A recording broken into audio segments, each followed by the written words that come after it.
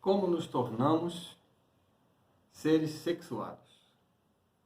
Sim, porque a ideia de Freud é sempre uma inversão em que a multiplicidade de possibilidades polimorfas, com a expressão famosa de uma criança ou de um filhote de homem, possibilidades de satisfação, porque ele é desprogramado, o homem seria caracterizado por isso.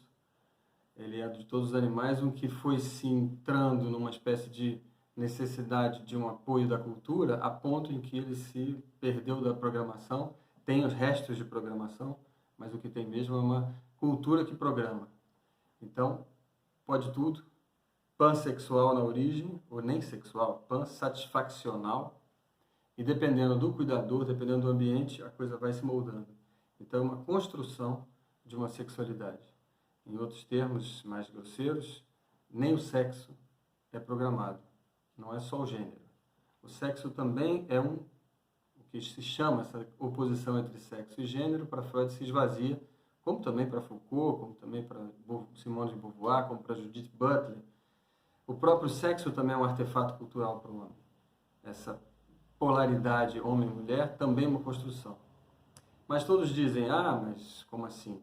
Tem os pênis e tem a vagina. Pois é disso que a gente vai falar.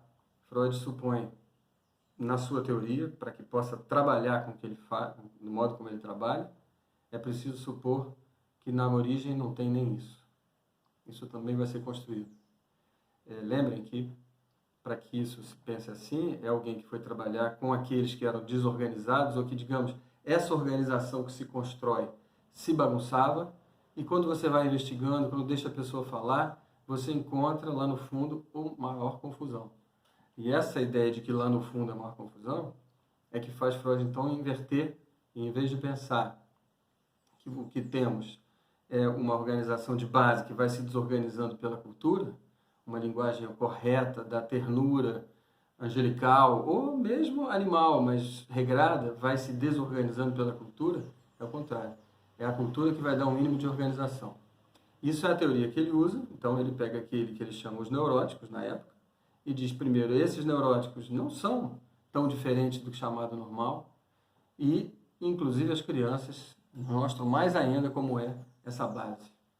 Então, essa inversão ela é fundamental. O texto que pode mostrar isso muito bem, por exemplo, é o método psicanalítico. O método psicanalítico ele resume essa virada e diz, no final, normal e patológico, quem ficou fixado, quem ficou doente, tudo isso é tão difícil, é tudo tão parecido, somos todos tão... Então vamos assumir de outra maneira, todos resolveram de algum modo essa equação complicada, que é sair dessa multiplicidade de possibilidades em direção a uma coisa mais ou menos organizada e coerente, que é o básico para que a gente seja seres sociais.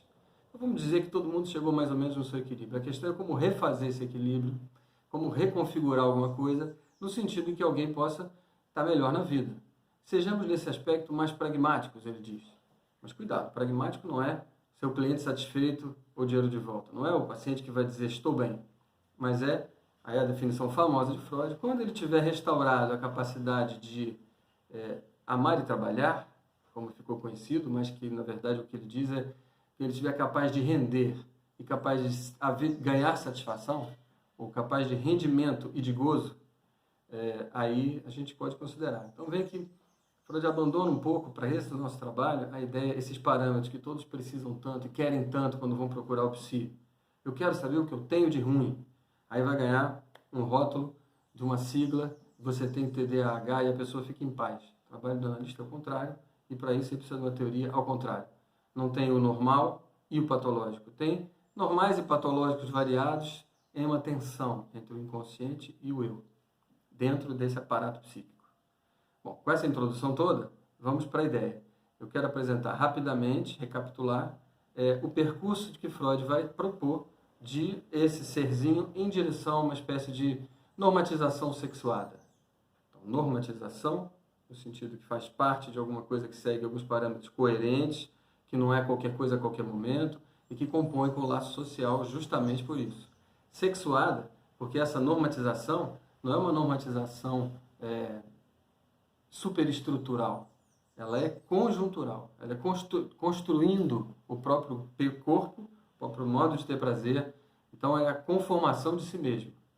E ela vai compor sempre uma parte iluminada, que é o ego, e umas outras partes, e não fora da luz, mas determinando também essas, sem gênero, gender free, e o gênero localizado no eu. Então ali, essa sexuação, como vai dizer Lacan, para ficar mais claro, que é uma constituição de si sexual, inclusive, não é apenas uma constituição identitária, nem mesmo apenas de gênero, é uma constituição da própria maneira de gozar. Isso não é nunca 100% eficaz. Então essa travessia, vamos chamar de uma travessia, não será nunca 100% eficaz, vai ser estabilizando o eu, através de todo um jogo de interdições e identificações, estabilizando uma identidade, mas essa identidade é permanentemente acossada por outras possibilidades de gozo, que são as pulsões que não estão na área iluminada. Então, uma série de pulsões para tudo quanto é lado, é o começo da criança. Cada pulsão dessa é definida por uma experiência de satisfação que o cuidador vai promover, que o meio vai promover. Lembrando que essas experiências de satisfação são plurais, variadas, mesmo que a educação seja completamente certinha, porque elas vêm de todo lugar, são experiências muito sutis, e Freud diz isso várias vezes, é impossível contabilizar e prever e articular as experiências que constituem o eu, porque a gente pode mudar alguma coisa descobrindo algumas delas. Essa é a ideia, mudar alguma coisa no sentido de melhor render, melhor gozar. Só. Então, sempre haverá uma pluralidade que vai precisar que algumas dessas comecem a funcionar de maneira organizada, estruturando uma personalidade em contato com o mundo externo. Então, as pulsões que se satisfazem no eu, continuamente, estabilizam a identidade. Cada vez que eu escovo o dente, eu estou estabilizando, realizando uma pulsão de higiene, por exemplo, um desejo de higiene, de limpeza, de pureza, e estou deixando de lado aquele desejo de sujeira, que faz, por exemplo, que muita gente vai dormir sem escovar o dente, porque tem alguma coisa que não é só limpeza dentro dele que ganha naquela hora. Não é preguiça. Então, preguiça é o nome maior da vitória ou da tensão entre o consciente e o inconsciente. Bom, então Freud vai propor uma travessia para a estabilização da identidade sexuada. Essa travessia ela se dá em várias etapas, uma construção complexa e laboriosa. Ele vai então propor nos 3 ensaios sobre a teoria da sexualidade e também na conferência as fases da organização da libido, essa montagem. Essa montagem ela ocorre em 3 tempos: oral, anal, fálica. A gente pode acrescentar um quarto, se quiser: autoerótico, oral, anal, fálica. E essa montagem fálica, que é a mais complexa, vai ser subdividida também em pelo menos 3 tempos. Tá? Isso vai criar toda uma complexidade, que é a construção passo a passo dessa identidade sexual. Por que a gente tem que saber isso tudo? Porque, como analistas, a gente pode perceber como é que isso está rodando e conseguir acompanhar. No final de tudo, a gente tem sempre todo mundo mais ou menos parecido, tá? Nessa travessia. Ele vai supor que essa travessia vai se dar numa idade tenra, então ele não vai querer saber exatamente qual a idade. Às vezes ele vai dizer dos 3 aos 5, uma observação do 1 aos 3, tá? E ele vai dizer que essa construção se dá em relação com o meio, lembrando que não é exatamente o que diz o pai ou a mãe, é só o meio. E nesse sentido vale muito formalizar como Lacan faz. Freud vai contar essa história de uma maneira muito ilustrada, com personagens, pai, mãe, criança. Mas é fácil de ver que para ele a mãe é uma estrutura, uma função, a função do cuidador, que pode, a princípio, pelo menos em tese, ser representada por todo o meio ambiente, onde a criança está imersa, onde ela nasce e se vê imersa.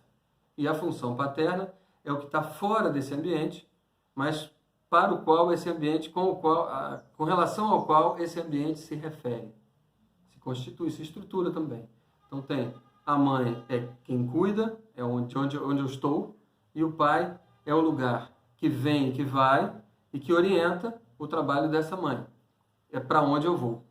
Esse é o percurso que para Freud vai ficar montado com as fases da libido e depois com o que ele foi chamar de complexo de Édipo, e que vou subdividir didaticamente em complexo de castração e complexo de Édipo. Freud não deixa claro quem vem primeiro, às vezes primeiro um, às vezes primeiro o outro, mas é mais ou menos tudo ao mesmo tempo agora, apesar de ser escalonado assim. Lembrar também que essas fases ditas pré-genitais, oral e anal, permanecem dentro da identidade principal. Assim como a fase fálica ou a estabilização no eu das pulsões genitais, como hegemônicas, vão manter no próprio eu as pulsões orais e anais em ação. Claro, a gente vê em qualquer um, né? Essa gramática oral e a gramática anal e a gramática binária genital está presente em todo mundo.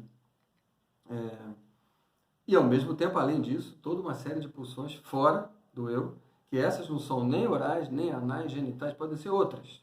A descobrir, a pensar. Isso é uma classificação que Freud faz das pulsões. E ele diz, é arbitrário, em um certo sentido. É artificial, porque tem muito mais. Mas a gente organiza para entender. Tá? E ele também não diz que nessa travessia é preciso chegar às pulsões genitais na hegemonia, senão vai dar tudo errado. Ele diz, é assim que na minha sociedade as coisas acontecem.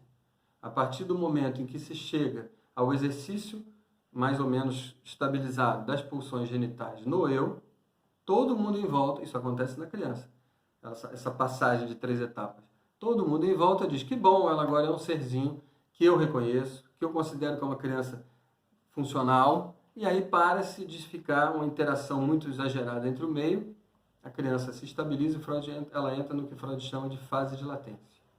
Então é assim que ele vai dizer, no momento em que o Édipo é liquidado, na hora da dissolução do Édipo, da dissolução dessa travessia, no final a gente pode dizer também a conclusão dessa travessia, porque se chegou a uma sexualidade e uma sexuação mais ou menos estável, então agora isso entra em fase de latência, e só quando voltar à adolescência, quando agora tudo que foi mais ou menos estabilizado passa a ser agora, a criança passa a ser na sociedade, a ex-criança, passa a ser convocada a colocar isso em ação.